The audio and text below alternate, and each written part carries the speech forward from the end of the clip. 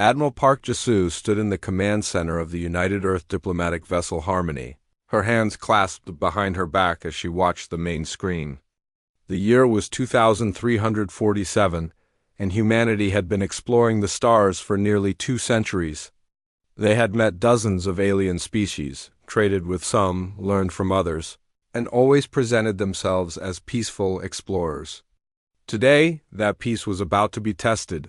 The screen showed a massive fleet of ships appearing at the edge of the Sol system. There were hundreds of them, maybe thousands. They were Velen warships, and they had not come to talk. "Admiral," said Lieutenant Kim Yuna, her voice tight with worry, "we are receiving a transmission from the lead ship." "Put it through," Jasu said calmly. The screen changed to show a tall alien with gray skin and 4 eyes. This was High Arbiter Vorith, the leader of the Velen Dominion. The Dominion was a coalition of 12 spacefaring species that controlled a large portion of the galaxy. They were powerful, ancient, and they did not like newcomers. "Humans of Earth," Vorith said, his voice cold and sharp. "The Velen Dominion has watched your species expand across the stars. Your technology grows too fast. Your ambition is too great. You are a threat to galactic peace and stability." Jasu did not react. She had heard such words before from other species. Though never so directly, Vorith continued, "You will surrender your world and all your colonies to the Dominion. You will become a protected territory under our control. Your military will be dissolved.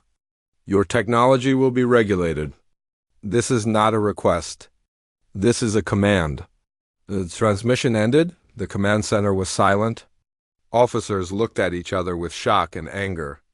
Humanity had done nothing wrong. They had followed every galactic law, respected every boundary, and offered friendship to everyone they met. And now they were being treated like criminals. Jasu turned to her communications officer. "Contact Earth Command. President Han needs to see this immediately." Within the hour, President Han Minho had assembled his top advisors in the Sol command bunker. He was a calm man known for thinking carefully before acting. He had led humanity through difficult times before, but this was different. This was a direct threat to their existence. "They want us to surrender without a fight," said General Baek Do-yan, his voice hard with anger. "They think we are weak." "Perhaps they do," Minho said slowly. "But we will not give them a war. Not yet. First we talk." He turned to his chief diplomat. "Ambassador Yun, I need you to go to them. Find out what they really want. See if there is any room for negotiation." Ambassador Yun Hannah nodded. She was a small woman with sharp eyes and a reputation for patience. She had negotiated with difficult species before and always found a way forward. "I will do my best, Mr. President." "Take a small team," Minho added. "Show them we come in peace." Hannah chose her team carefully. Choi Tae-woo would be her translator. He spoke 14 alien languages and understood the subtle meanings behind words. Kang Soo-jin would be her security officer. Soo-jin was quiet and watchful, trained in combat but also in reading situations. If something went wrong, she would know before anyone else. They took a small shuttle from the Harmony and flew toward the Velen flagship. As they approached, Hannah saw just how massive the ship was. It was bigger than any human vessel, covered in weapons and armor. It was built to frighten, and it worked. They were brought to a large meeting chamber where several Velen officials waited. Vorith was not there. Instead, they were met by lower-ranking representatives who looked at the humans with obvious disgust. "You are the Earth envoy," one of them said. It was not a question. "Sit." There were no chairs for the humans. They were expected to stand while the Velen sat comfortably above them on raised platforms.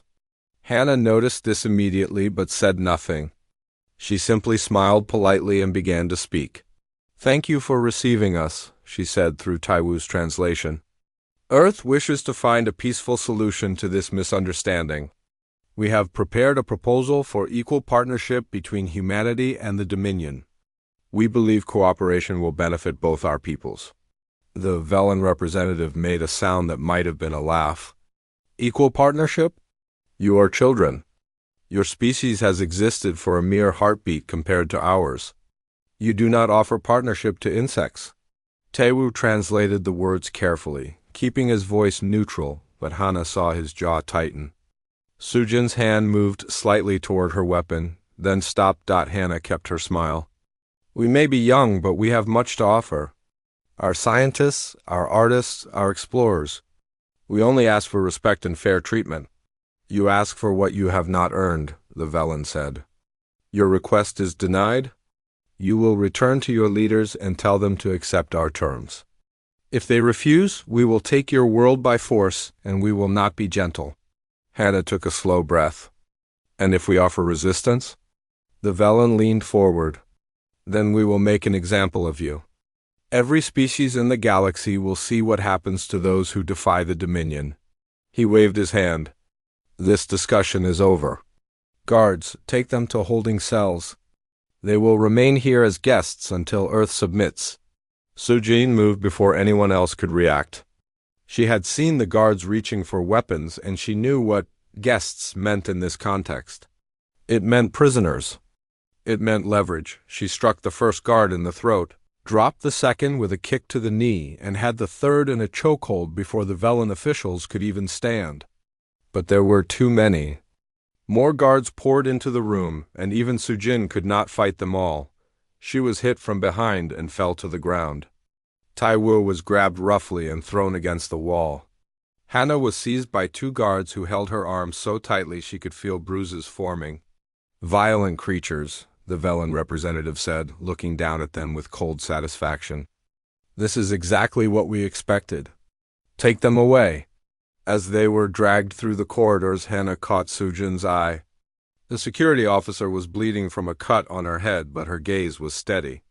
They both understood. This was not over. Back on the Harmony, Admiral Jisoo received the report. The envoy had been taken prisoner. The Velen were calling it proof of human aggression. They were broadcasting the footage across the galaxy, showing Sujin's attack and calling humanity a violent, primitive species that needed to be controlled. Jisoo watched the broadcast in silence. She had hoped for a different outcome, but she was not surprised. She had read the intelligence reports on the Velen. She knew how they treated species. They considered inferior. She walked to her private terminal and typed a short message to Earth Command. It contained only 6 words. They have made their choice. Then she began preparing for what would come next. The mask of courtesy was about to slip, and the galaxy would learn what humanity was truly capable of. The Sol Command bunker was deep beneath the city, built to survive anything the universe could throw at it. President Han Minho sat at the head of a long table, surrounded by his most trusted advisors. The room was tense. On the screens around them, the Velen broadcast played on repeat. Humanity was being called savage, dangerous, unfit for galactic civilization. They are turning the entire galaxy against us, said Minister of Foreign Affairs No Jian. Species we have traded with for decades are cutting ties. They believe the Velen propaganda. Of course they do, General Baek Do-young replied. The Velen have controlled the narrative for thousands of years. They decide who is civilized and who is not. And now they have decided we are not. Minho listened to them argue, his fingers pressed together in thought. He understood the desire for immediate action. 3 of his people were being held prisoner, probably being tortured, and his planet was being threatened with invasion. Every instinct told him to strike back hard and fast, but he also knew what that would cost. Humanity had spent 200 years building a reputation. They were the friendly newcomers, the curious explorers, the species that wanted to learn and share. If they attacked now, they would confirm everything the Velen were saying. They would become the monsters the galaxy feared. There must be another way, he said quietly. General Baek stood up. Mr. President, with respect, there is another way. But it requires you to authorize something we have kept secret for a very long time. The room went silent. Everyone knew what Baek was talking about, even if it was never spoken aloud. Minho looked at the general for a long moment. Then he nodded. Show me.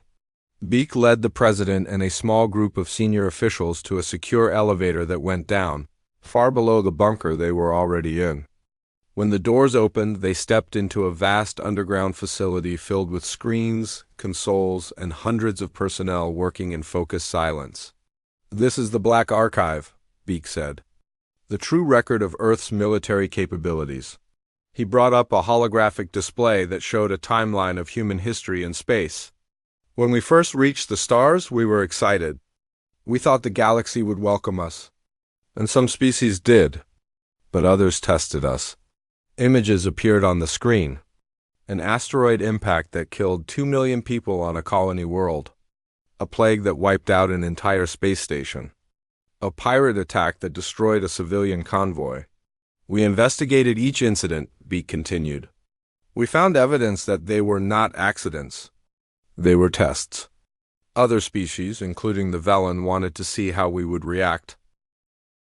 Would we fight back? Would we collapse? Would we beg for help?" Minho felt cold. "We never made this public." "No, because we decided to play a different game."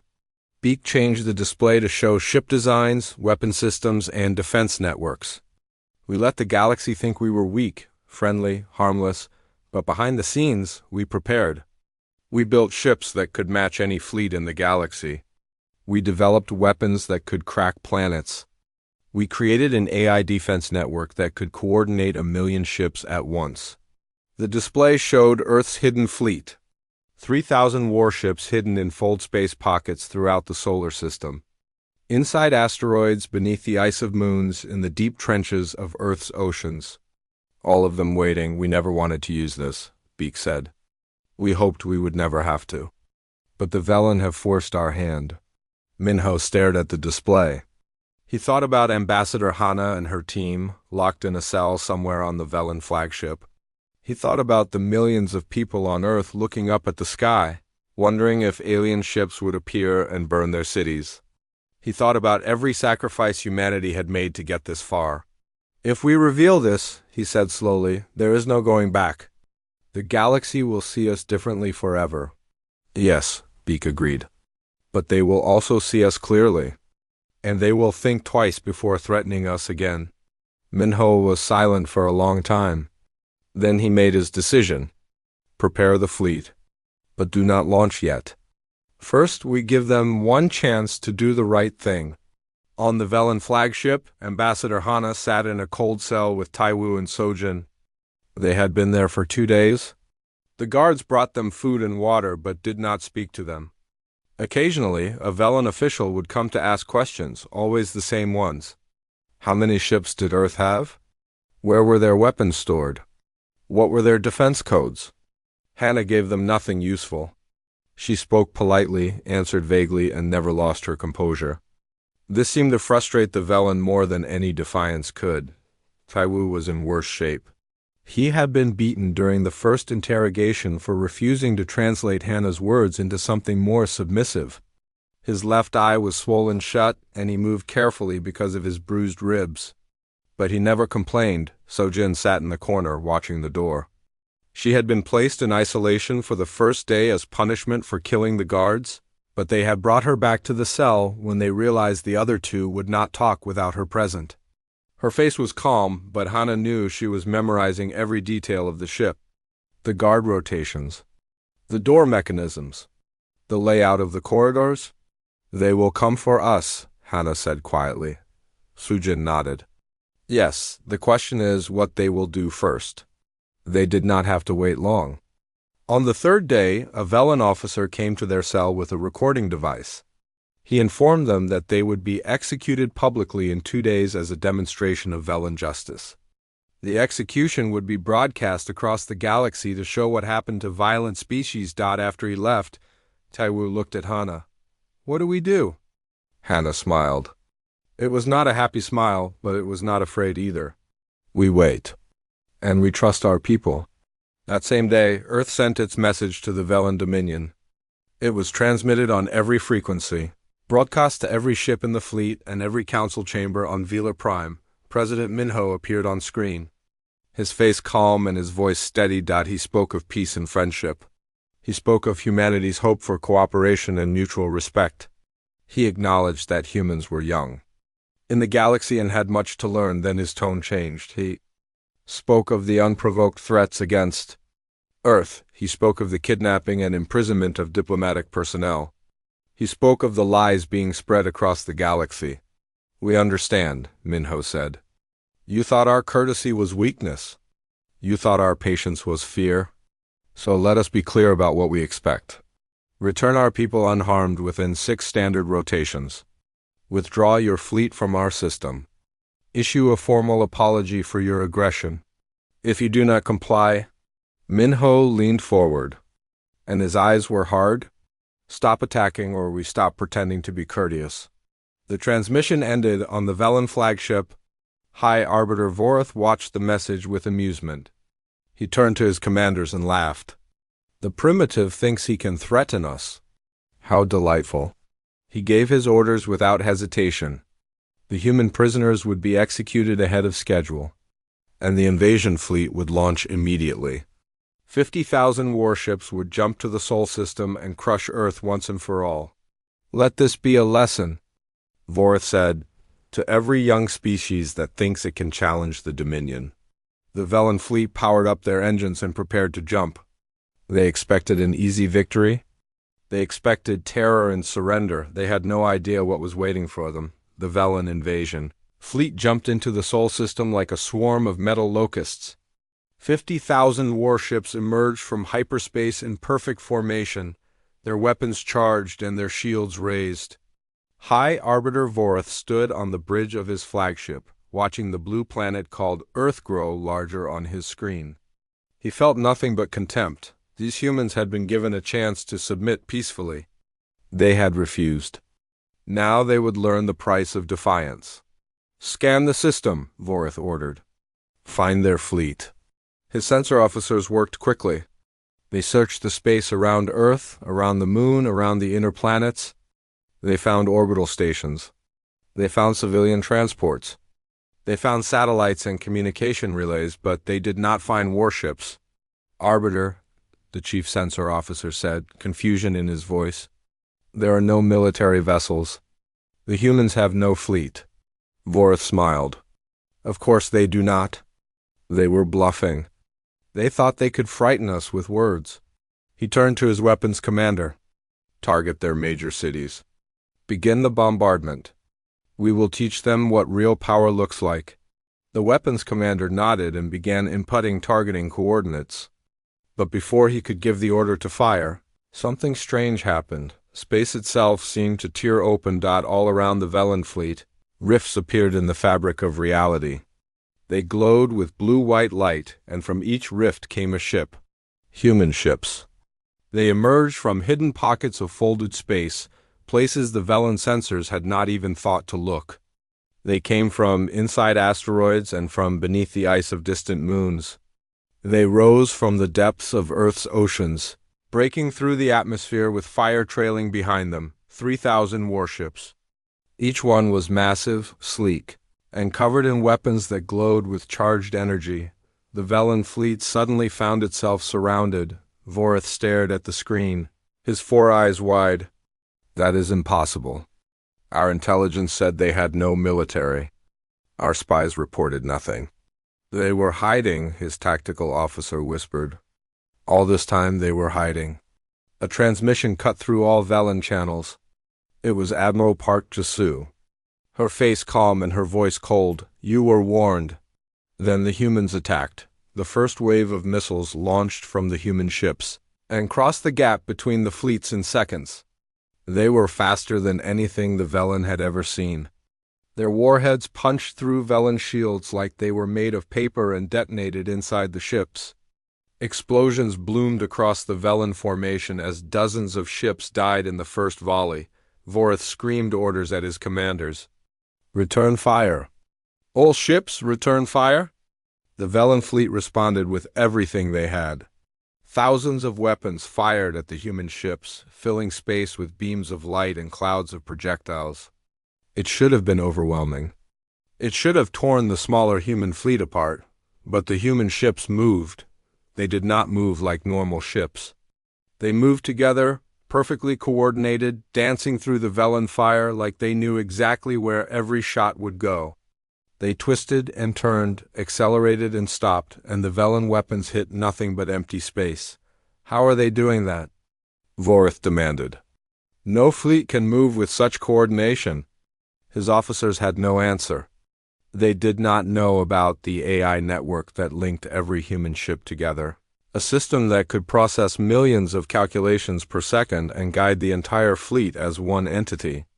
They did not know that humans had spent generations preparing for exactly this kind of fight. The human ships fired again. And again. And again, Velen warships exploded one after another. Their formations broke as captains panicked and tried to flee. But there was nowhere to go. The human fleet had surrounded them completely, and they were being destroyed from every direction. On the bridge of his flagship, Vorith watched his invasion force die. 10,000 ships gone? Then 20,000. His commanders were screaming reports at him, begging for orders, but he had no orders to give. He had expected to crush a primitive species. Instead, he had led his fleet into a trap.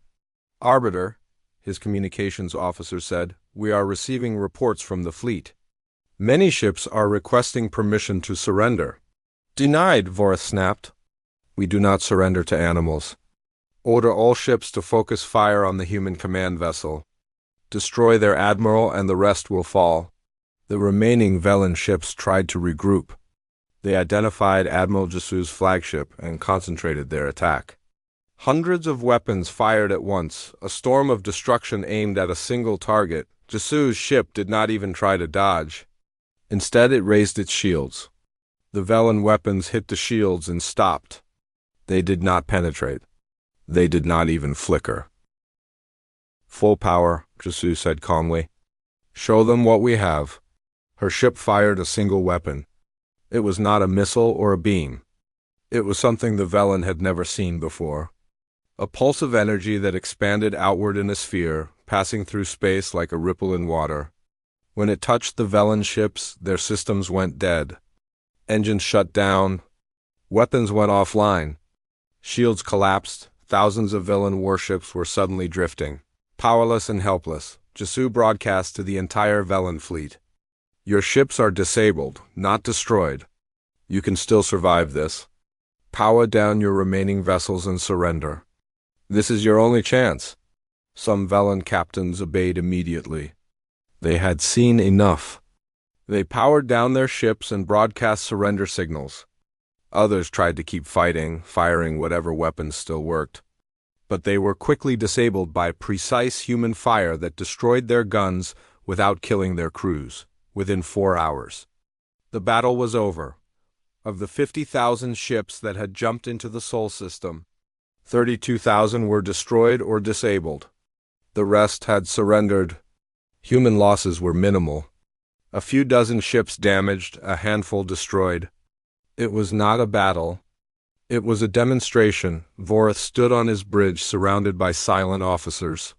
His fleet was gone. His invasion had failed. And now human ships were approaching his flagship, their weapons locked onto him. He thought about fighting. He thought about giving one final order to ram the nearest human ship, to die with some dignity. But he did not. Because deep down, beneath his pride and his contempt, he was afraid. He had seen what humans could do, and he did not want to make them angrier than they already were. A message came from the human flagship. It was Admiral Jasu. Hi, Arbiter Vorith. You have lost. But this does not have to end with more death. Release our ambassador and her team immediately. Then we will talk about what comes next. Vorith wanted to refuse. He wanted to execute the prisoners out of spite. But he looked at the human ships surrounding him, at the weapons pointed at his bridge, and he knew that if he harmed those prisoners, he would not live another minute. Very well, he said, his voice hollow. I will release them. He gave the order. In the holding cells deep in the ship, guards opened the doors and stepped back. Ambassador Hana, Taiwu, and Sojin walked out into the corridor, confused but alert. What is happening? Taiwu asked. Sujin looked at the guards. They would not meet her eyes. We won, she said quietly. Earth won. Hannah took a deep breath. She thought about the last few days, The beatings and the threats, the arrogant aliens who had treated them like insects. She thought about what Earth must have done to change things so completely. "Then let us go home," she said. "We have work to do." They were escorted to a shuttle bay where a human rescue team was waiting. Captain Shin Youngji, leader of the strike force that had been prepared to assault the flagship, greeted them with a sharp salute. "Ambassador, we are glad to see you safe." Hannah nodded. "Thank you, Captain. What is the situation?" Yunji smiled grimly. "The Velen fleet is destroyed. The Arbiter has surrendered, and the entire galaxy just watched it happen." She gestured toward the shuttle. "The President wants to speak with you as soon as possible. There will be negotiations, and he needs his best diplomat." As the shuttle lifted off from the Velen flagship, Hannah looked back at the massive ship. It seemed smaller now somehow, less frightening. The Velen had thought they were the masters of the galaxy. They had thought humanity was nothing. They were wrong. The galaxy had never seen anything like it. The broadcast of the battle spread across every inhabited world within hours.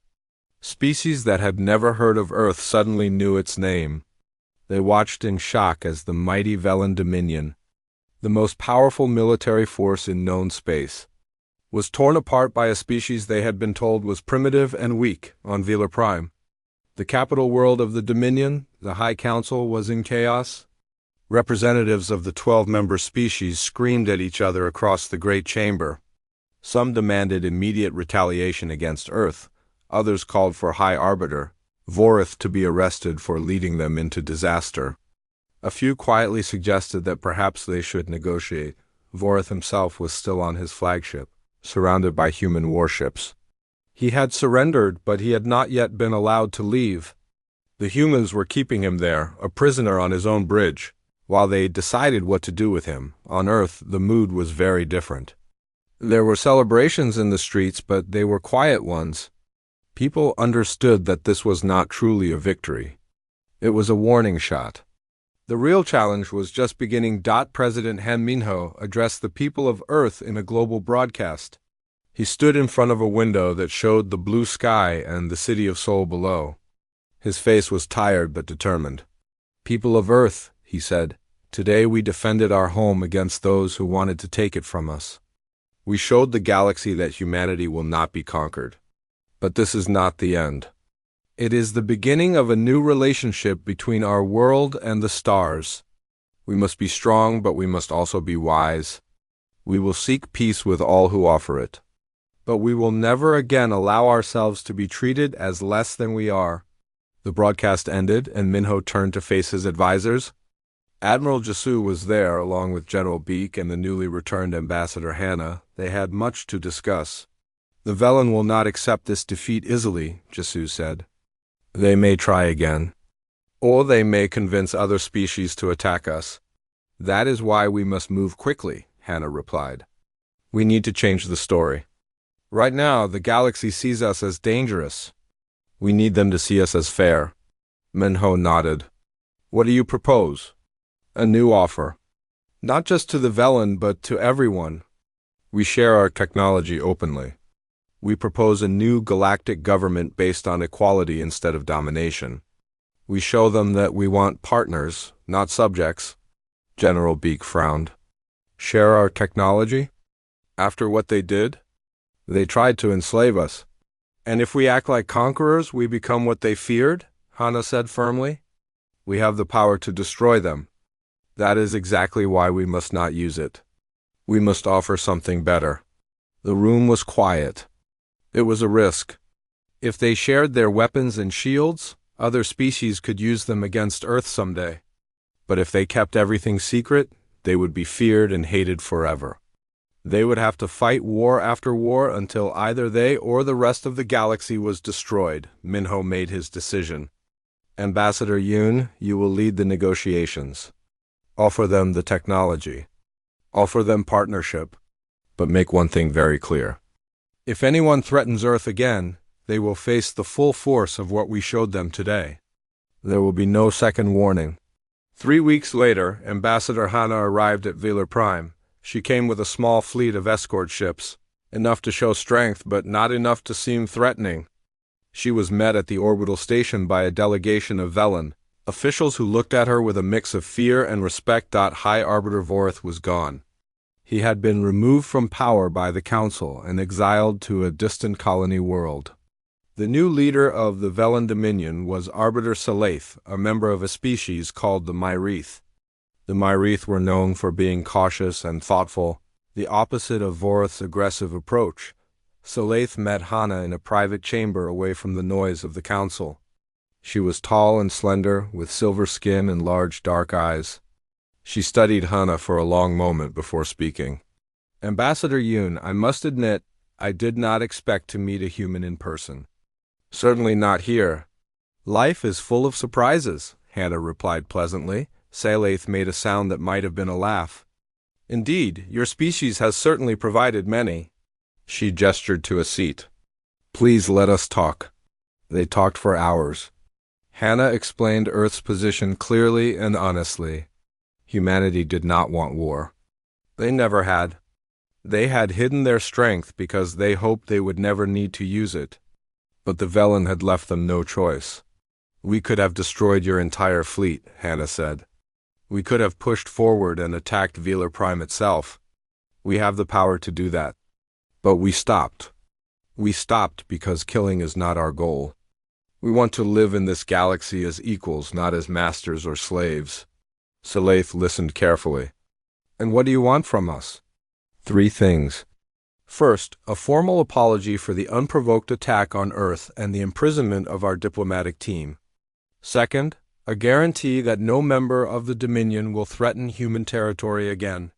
Third, a new relationship. Not as enemies, not as conquerors and subjects, but as partners. Partners, Selaith repeated. That is a strong word. The Dominion has never had partners. Only members and outsiders. Then perhaps it is time for something new. Hana reached into her bag and pulled out a small data chip. She placed it on the table between them. This contains the complete specifications for our defensive technology. Our shields, our weapons, our coordination systems. Everything we used to defeat your fleet. Selaith stared at the chip. You would give this to us? After what we did? Yes, because we do not want you to fear us. Fear leads to more attacks, more wars, more death. We want you to understand us. And we want to understand you. Hana pushed the chip forward. We are also proposing a new galactic charter. A government where every species has an equal voice, where disputes are settled through negotiation instead of force. It will not be easy. It will take time. But it is possible. Selaith was quiet for a long time.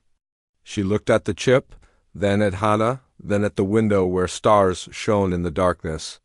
Your species confuses me, she said finally. You have the power to rule. Why do you not take it? Hana smiled. Because we have seen what happens to those who rule through fear. They are always looking over their shoulder. They can never rest. They make enemies of everyone around them, and eventually those enemies combine and tear them down. She shook her head. We do not want that life. We want to build something that lasts. And that can only be done together. Selaith picked up the data chip and held it in her palm. Such a small thing containing such incredible power. The humans were either very foolish or very wise. Perhaps both. I will present your offer to the council, she said. I cannot promise they will accept. Many still fear you. Some still hate you. Change will not come quickly. We understand, Hana said. We have time. We are patient. Selaith looked at her with new respect.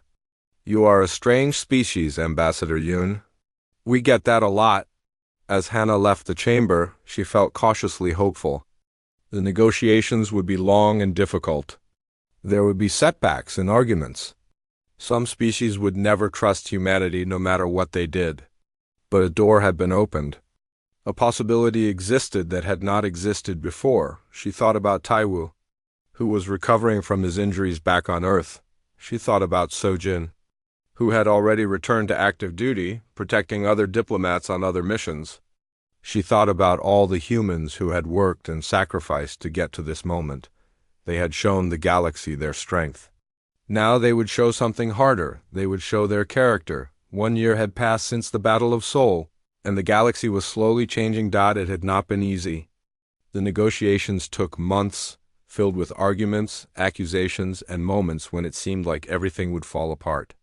Some species refused to participate at all, convinced that humanity was playing some long game to dominate them. Others demanded that Earth give up its weapons entirely before any agreement could be signed, but Ambassador Hana and her team kept working. They met with delegations from dozens of worlds, answering questions, addressing fears, and building trust one conversation at a time. They made allies among species that had been bullied by the Velen for centuries and saw humanity as a chance for change. They even found unexpected support from within the Dominion itself, from younger leaders who were tired of the old ways. Finally, after 11 months of talks, the new Galactic Coalition was formed. It was not a perfect government. It was messy and complicated, with different species wanting different things and arguing about everything from trade routes to translation protocols. But it was based on equality. Every member species had one vote. Disputes were resolved through mediation. And for the first time in galactic history, strength did not automatically mean authority. Earth became a founding member of the coalition, alongside the reformed Velen Dominion and 32 other species. A ceremony was held on a neutral space station at the edge of coalition territory. Ambassador Hana signed the charter on behalf of humanity. Her hand steady and her expression calm. When she finished, Arbiter Saleith approached her. The Myrith leader had worked alongside Hana for most of the negotiations and had become something like a friend. As much as two species so different could be friends. "Congratulations, Ambassador," Saleith said. "You have achieved something remarkable." Hana shook her head. "We achieved it together. All of us, perhaps. But you pushed when others would have given up. You offered trust when others would have offered only threats." Saleith paused. "I admit, I still do not fully understand your species. But I am beginning to respect it." Hana smiled. "That is a good start." On Earth, the changes were visible everywhere. The hidden fleet was no longer hidden. Some ships were decommissioned. Others were converted for exploration and research. The technology that had been developed in secret was now shared openly, not just with the coalition but with any species that asked for it. General Beek Do-Yun oversaw the process personally.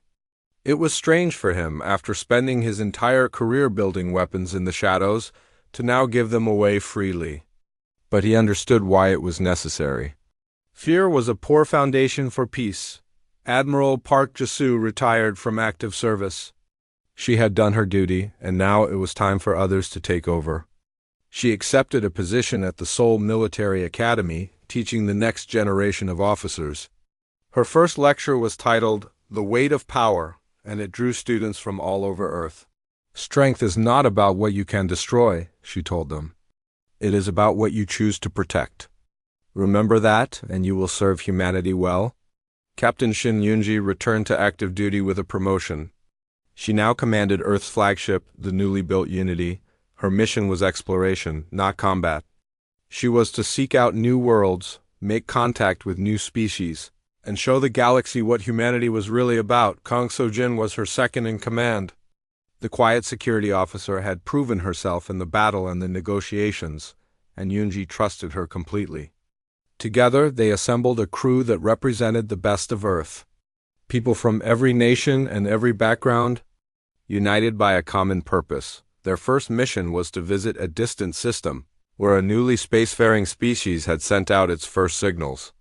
Earth wanted to make contact before anyone else did, to offer friendship and guidance rather than threats and demands. It was the kind of first contact humanity wished they had received. Choi Tai-woo, the translator who had been beaten on the Velen flagship, recovered fully from his injuries. He wrote a book about his experiences called The Most Polite Threat in the Galaxy. It became a bestseller on Earth and was translated into 16 alien languages. He donated the profits to a foundation that provided education for children on war-torn colony worlds. And Ambassador Hana? She was appointed humanity's first representative to the Galactic Senate. It was a position of enormous responsibility, requiring her to speak for all of Earth on matters that affected trillions of beings across hundreds of worlds. Some people thought it was too much pressure for one person, but Hana did not see it that way. She saw it as an opportunity. Every day she had the chance to show the galaxy who humanity really was. Not conquerors or victims. Not monsters or savages. Just people trying to do the right thing. A reporter asked her once how she wanted humanity to be remembered. She thought about it for a moment before answering. As the species that was kind until kindness stopped working, and then was kind again. On a space station near Coalition headquarters, a group of young aliens from different species gathered in a common room. They were students at an interspecies academy, learning to work together across cultures and languages. A Velen, a Myrith, a human, and several others sat around a table, sharing food and stories. The Velen student looked uncomfortable. He knew what his people had done, and he was ashamed of it. "I am sorry," he said suddenly, "for what we did to your world. It was wrong." The human student, a young woman named Anjiwan, looked at him with surprise. Then she reached across the table and put her hand on his arm. "It was not you," she said. "It was your leaders, and they are gone now. What matters is what we build next." She smiled. "So, are you going to help us build it?" The Velen hesitated. Then, slowly, he nodded across the galaxy. Similar scenes played out. Old enemies became new partners.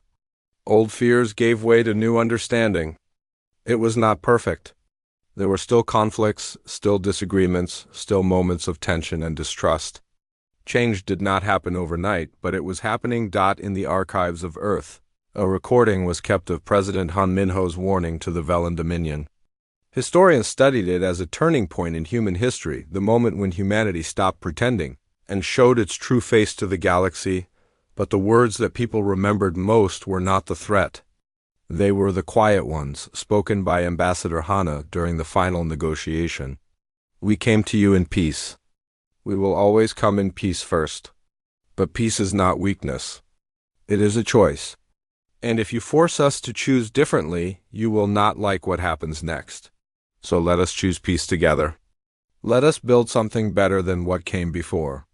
Let us prove that the galaxy can be more than a collection of species fighting over power. It can be a community, a family, a home for all of us." The words were recorded and broadcast and translated into 1,000 languages. They were taught in schools and quoted in speeches. They became a symbol of what humanity stood for. And across the stars, a new saying spread among spacefaring species. It was spoken with respect, sometimes with fear, but always with understanding. Never mistake a human smile for submission. Earth had given its last warning. Now it was time to build a new future, together.